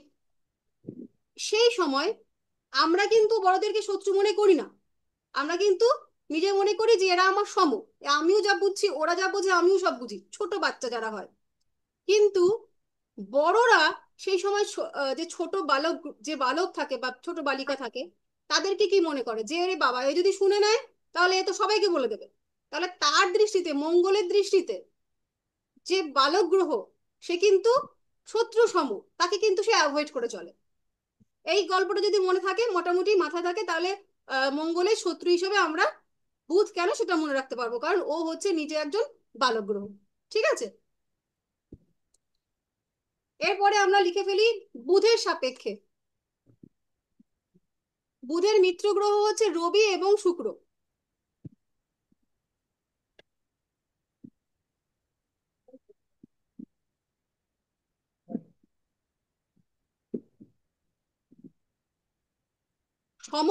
শত্রু গ্রহ লিখুন চন্দ্র।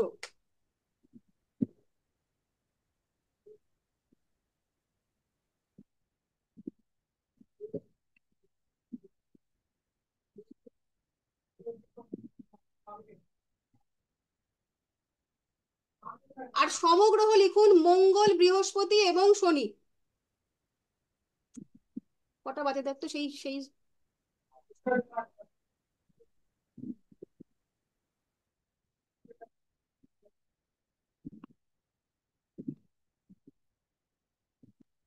সমগ্র কি বললেন?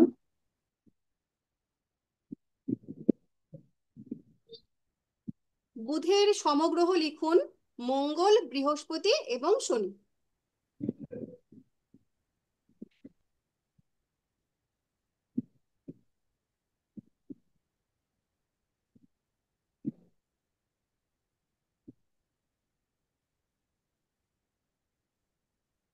এবার আমরা বৃহস্পতি লিখবো। বুধ হয়েছে? হ্যাঁ। হ্যাঁ ম্যাডাম, হয়ে গেছে। বৃহস্পতি লিখবো। বৃহস্পতি মিত্র গ্রহ হচ্ছে রবি, চন্দ্র এবং মঙ্গল।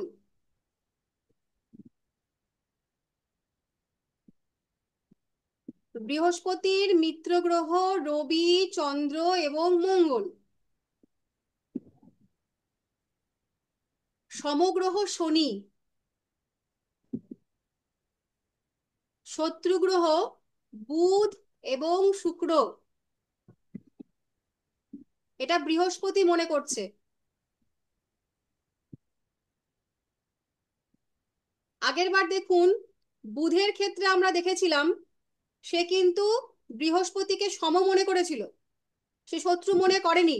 কিন্তু এখানে বৃহস্পতি দেখুন, সে হচ্ছে বুধকে শত্রু মনে করছে।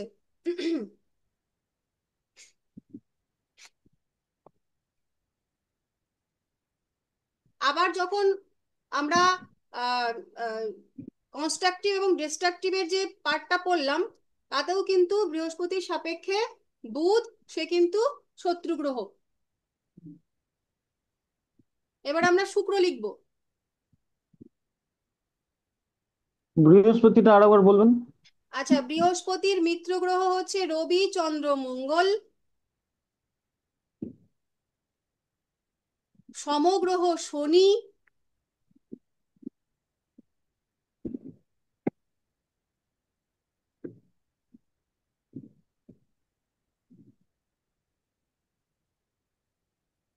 আর শত্রু গ্রহ হচ্ছে বুধ এবং শুক্র।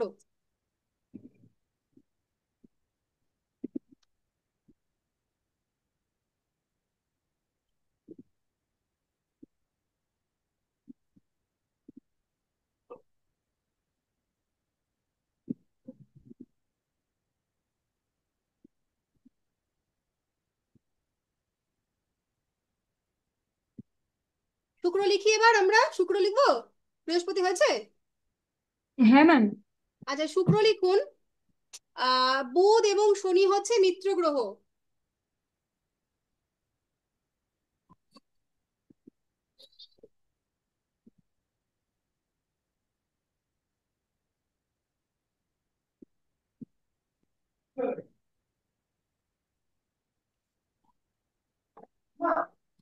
বুধ এবং শনি হচ্ছে মিত্র গ্রহ।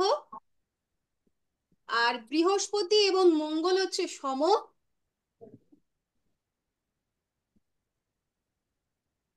রবি, চন্দ্র, মঙ্গল হচ্ছে শত্রু। বৃহস্পতি আর কে সম ম্যাম? মঙ্গল।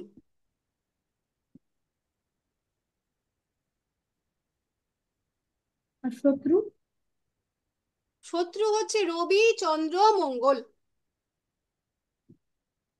মঙ্গল সমতেও আছে আবার শত্রুতেও আছে। হ্যাঁ। এরকম কেন?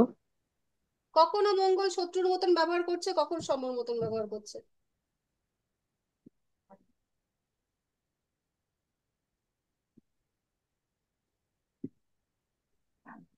শুক্রর সাথে মঙ্গলের বেসিক্যালি শত্রুতারই সম্পর্ক।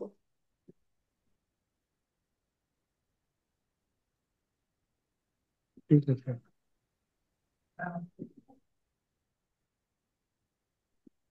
এবার আমরা শনির লিখি।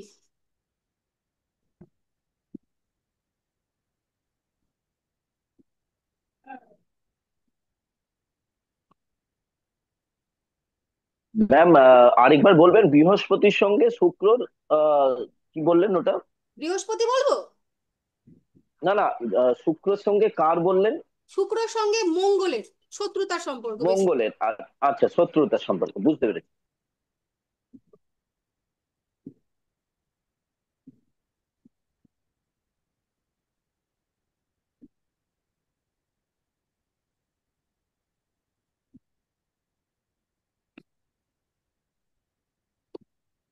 আচ্ছা, এবার আমরা শনির লিখে ফেলি। শনি হচ্ছে, মিত্র গ্রহ হচ্ছে বুধ এবং শুক্র।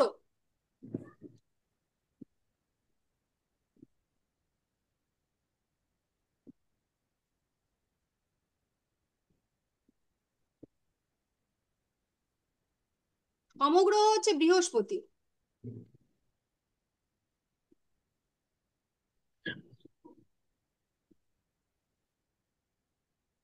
শত্রু গ্রহ লিখবেন রবি, চন্দ্র এবং মঙ্গল।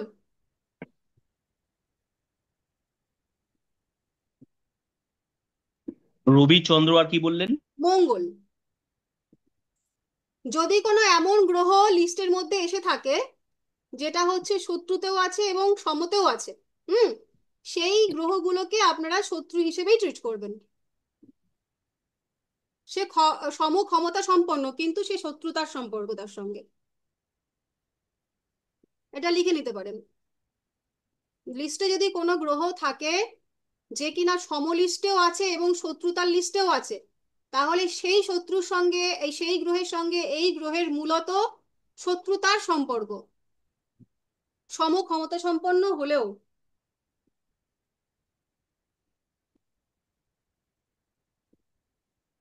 শনি কি হয়ে গেছে? হ্যাঁ ম্যাম। আচ্ছা, এবার রাহু লিখে ফেলুন। রাহুর মিত্র গ্রহ শুক্র এবং শনি।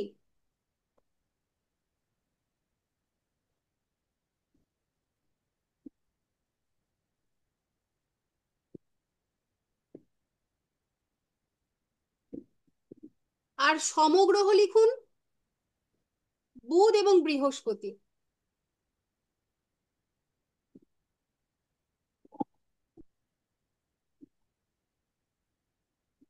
শত্রু গ্রহ লিখুন রবি, চন্দ্র, মঙ্গল।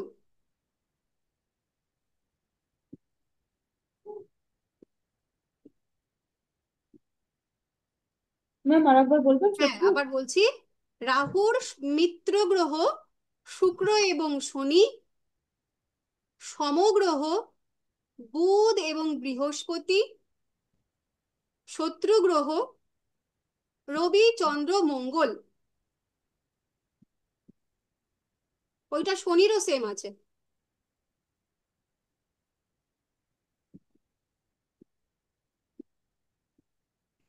তারপরে কেতুর লিখি। কেতু হচ্ছে মিত্র গ্রহ রবি, চন্দ্র, মঙ্গল,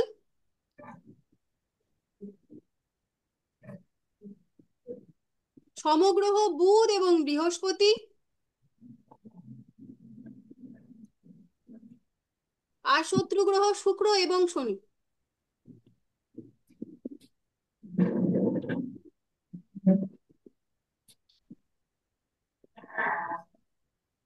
শুক্র এবং শনি।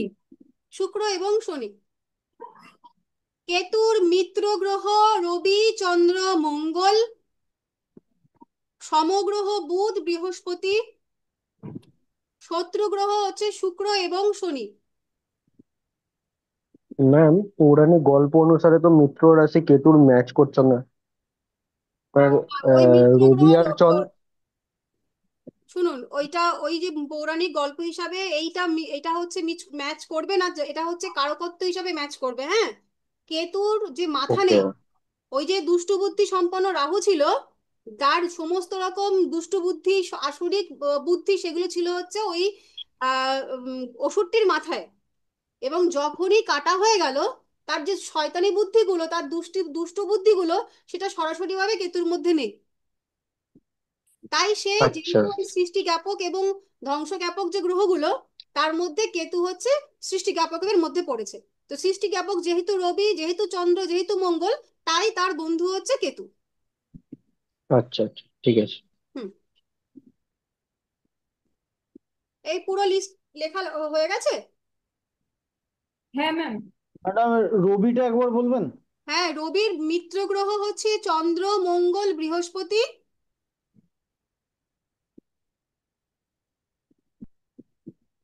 সমবুধ,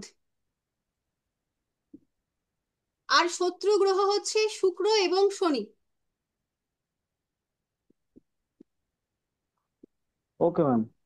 চন্দ্রটা একটু চ- বলবেন? চন্দ্রের মিত্র গ্রহ রবি, বুধ,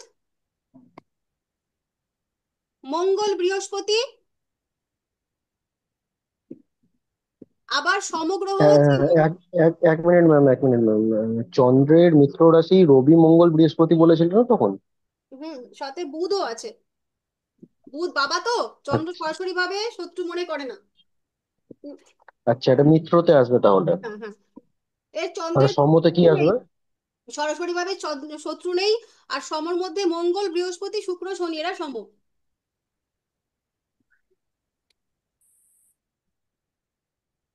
মঙ্গল বৃহস্পতি শুক্র শনি।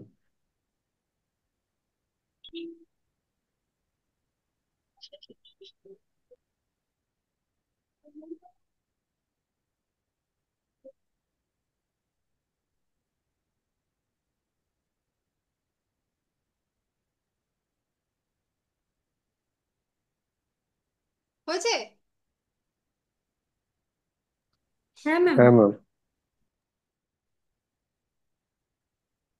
আচ্ছা, আমরা মূলত যে জিনিসটা একেবারে দেখুন, এই যে আমরা লিস্টটা করেছি, এই লিস্টটা দিয়ে আমরা যখন কাজ করব, তখন কিন্তু এই এত লিস্ট আমাদের মনে রাখা সম্ভব হবে না।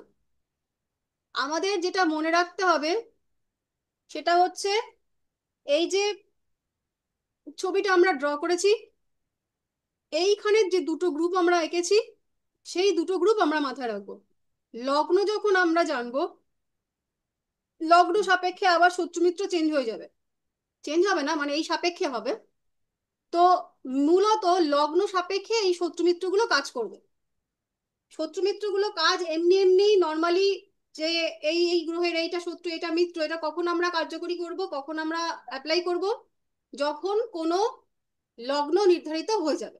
কোনো নির্দিষ্ট চার্টে যখন একটা নির্দিষ্ট লগ্ন বেরোবে, সেই লগ্নের যে অধিপতি গ্রহ, ধরে নিলাম মেষ লগ্ন, তাহলে মেষ লগ্নের অধিপতি গ্রহ হচ্ছে কে? মেষ লগ্নের অধিপতি গ্রহ মঙ্গল। এই মঙ্গল সাপেক্ষে আমরা তখন এই শত্রু মিত্রগুলো খুঁজবো। তা আমরা এই যে এত বড় লিস্ট, শত্রু মিত্র, ওইরকম ভাবে কি তখন আমরা মনে রাখতে পারবো? তখন আমরা যদি মনে রাখতে না পারি, আমরা কি মনে রাখবো? এই ছবিটা আমরা কখনোই ভুলবো না। এবং এই ছবির সাপেক্ষে হচ্ছে আমরা যেটা কাজ করার, সেই কাজটা করব। তাহলে মঙ্গল হচ্ছে, আমরা দেখেছি এইটা হচ্ছে মঙ্গল, মেষ রাশির অধিপতি মঙ্গল। তাহলে তার একজন বলবেন, বইপত্র না দেখে বলবেন, এটা ছবিটা দেখে বোঝার চেষ্টা করবেন। তো এই মঙ্গল সাপেক্ষে আহ মিত্র গ্রহগুলো কাদের কাদের খুঁজে পাবো এখানে আমরা? কতটুকু বুঝেছেন দেখি। প্রশ্নটার একবার বলুন। মঙ্গল সাপেক্ষে মিত্র গ্রহগুলো বলুন, আমরা ওই যে লিস্ট লিখেছি ওই লিস্ট হিসাবে বলবো না। বেসিক্যালি আমরা দুটো গ্রুপ করেছিলাম, কনস্ট্রাকটিভ এবং ডিস্ট্রাকটিভ। সেই দুটো চার্ট অনুযায়ী। মঙ্গল বৃহস্পতি, চন্দ্র, বৃহস্পতি হবে আর শনি হবে।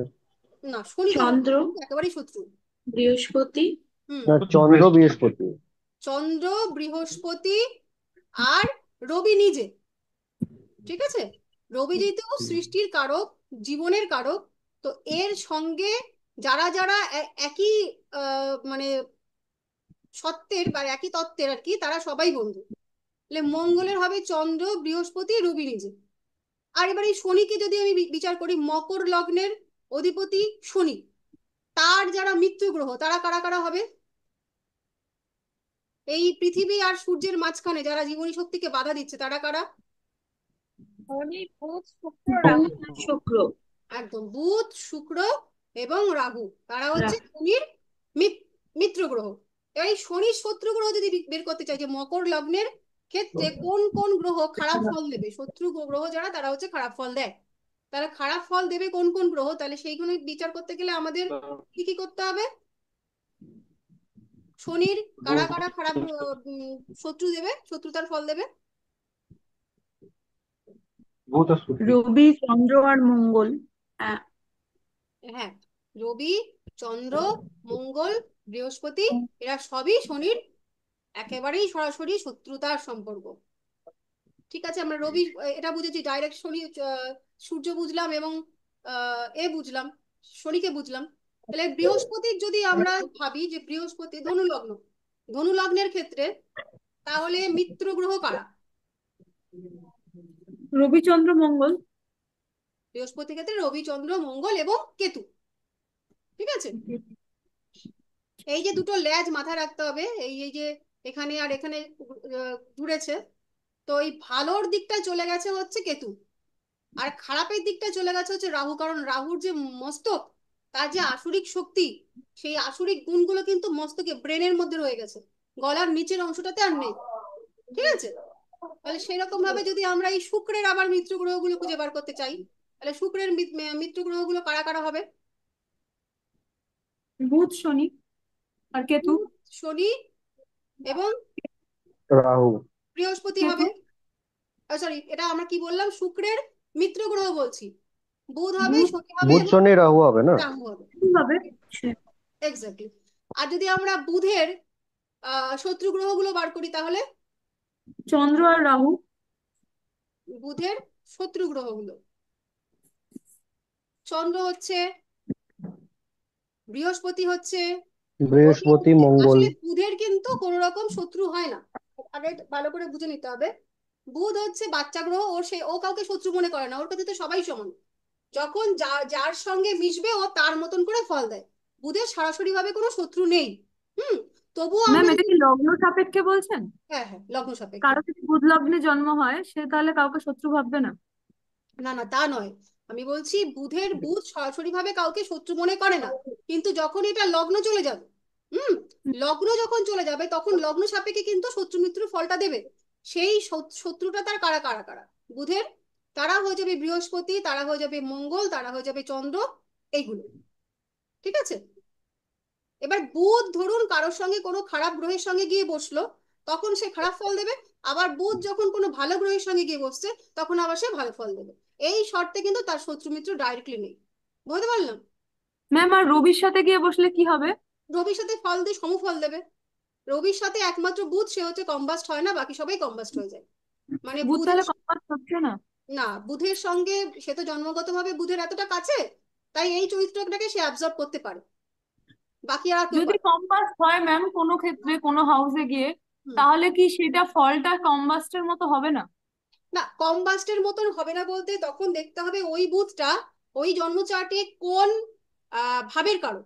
হুম, এই ভাবের কারণ যদি ধরুন দুটো পাশাপাশি দুটো লগ্ন, বিভিন্ন আলাদা দুটো লগ্ন আপনি দেখলেন, যে হুম। ক্ষেত্রে এই যে বুথটা, সে যদি 4 নম্বর ভাবের মালিক হলো, সাপোজ বুধ কারো 4 নম্বর ভাবের মালিক হলো, আর বুধ শুক্র, শুক্র বাদ দিন তাহলে, আর বৃহস্পতি কারো 4 নম্বর ঘরের মালিক হলো।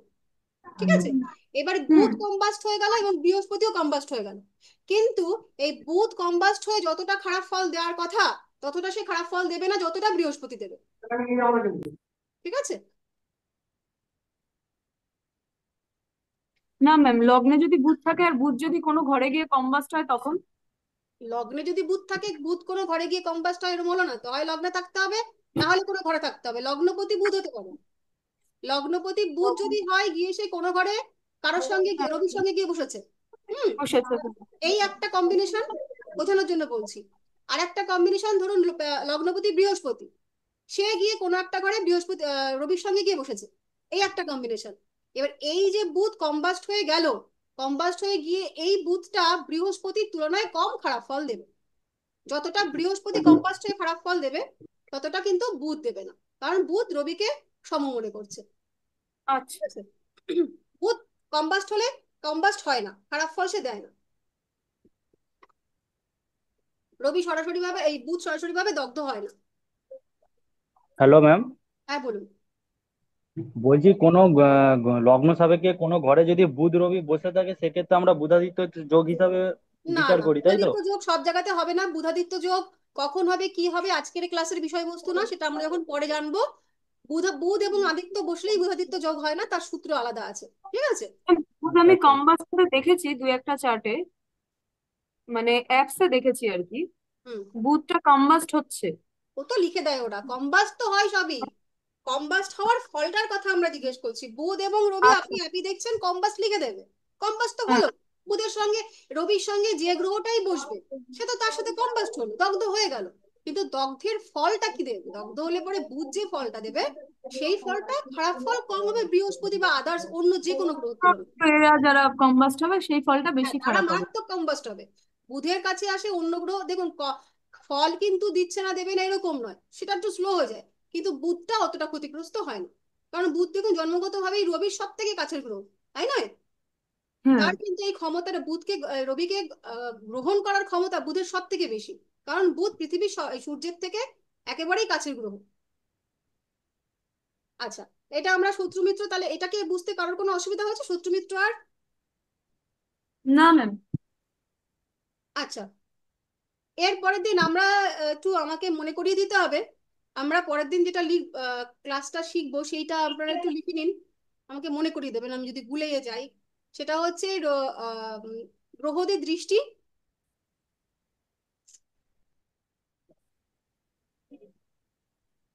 গ্রহদের অঙ্গ বিভাগ,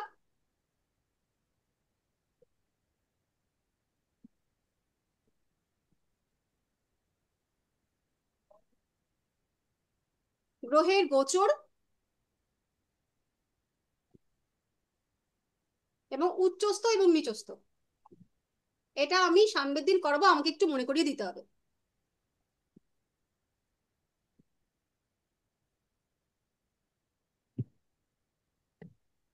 আচ্ছা আমি এই, হ্যাঁ বলুন, কি কি বলছিলেন একটু বলুন, শুনতে পাইনি।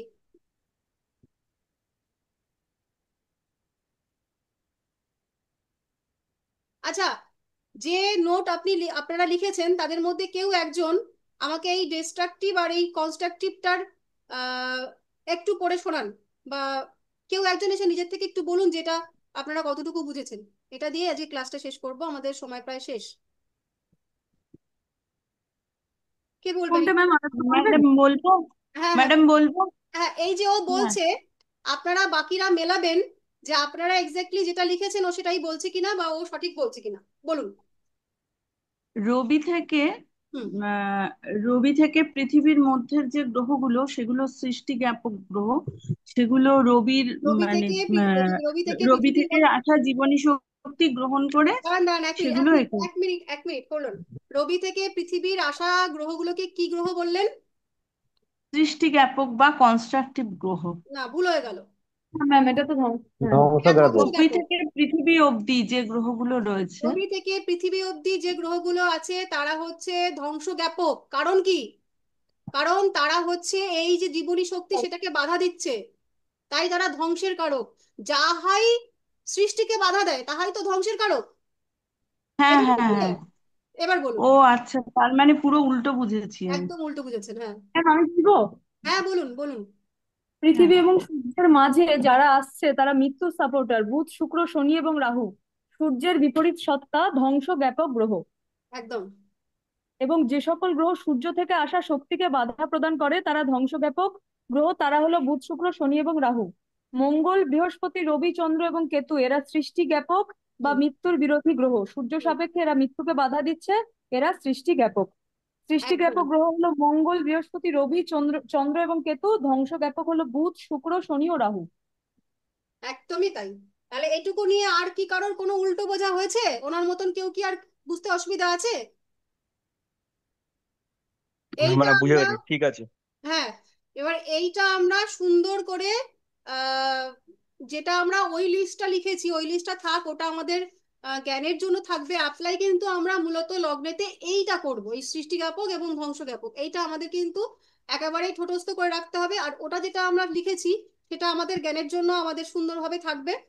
আমরা মূলত ব্যবহার করব কিন্তু এই চারটা, এটা কিন্তু ভোলার বিন্দু মাত্র অবসর আমাদের নেই। এই চারটা আপনারা একটু দয়া করে, আপনাদের আগের দিনও বলেছিলাম, আপনারা কেউই সেইভাবে হোমওয়ার্ক খুব কম দিয়েছেন। না লাবণী, ম্যাম, পাঠিয়েছিলাম আমি।